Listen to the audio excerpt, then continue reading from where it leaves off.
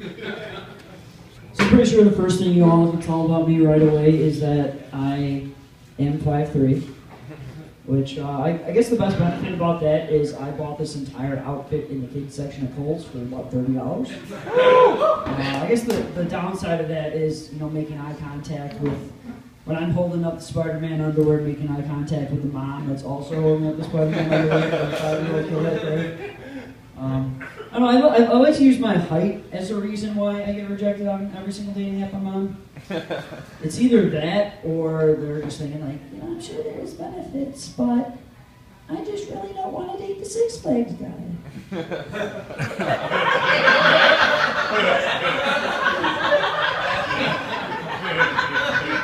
I'm not sure how many guys can tell.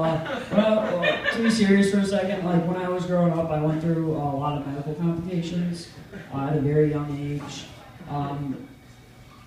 Growing up, going to school, like riding a bike, playing baseball, it was very difficult for me because when at a very young age, I was diagnosed with chickenpox.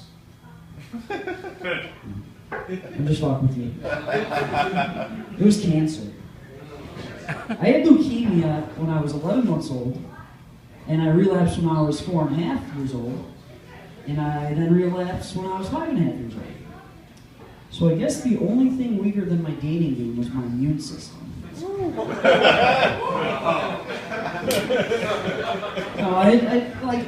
up, I think comedy has always been a thing that I always relied on because it makes you feel included.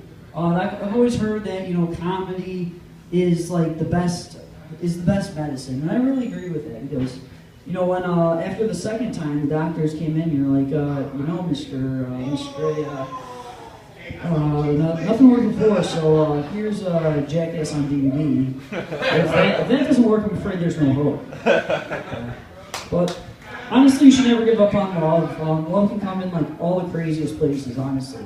People use like Tinder and all these dating apps, like they're not really trying to find love. If they do, that's great, but they're more looking to get lucky. Like last time I got fucked was coming into this world by God.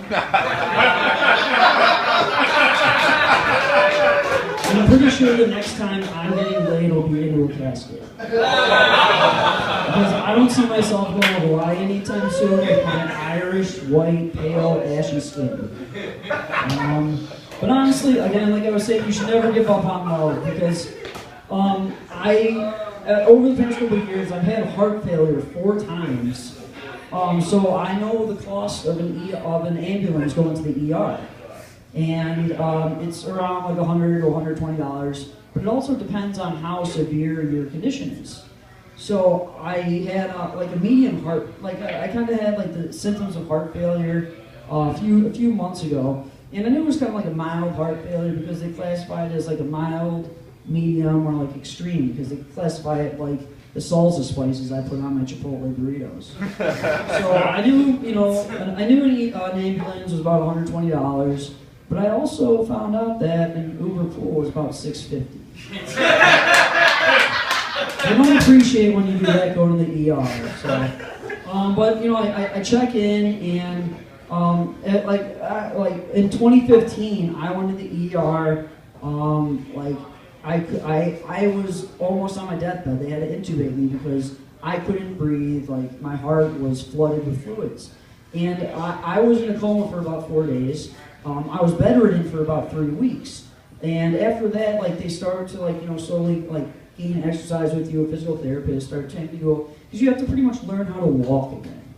And I met as I was doing my exercises, I met this very cute no-haired girl who went through a lot of the same things that I went through, and we started to develop a repertoire. And for the first time, I thought hey, maybe when we get out of here, I'll be able to hook up with something other than an IV drip. So we started doing our exercises, and the next day I noticed she's not there anymore. And I asked our nurse, hey, what happened? Did she get released, or what's going on? And the nurse says, I hate to be the bearer of bad news, but she passed. And I'm just like, damn. She just took ghosting to a whole new level.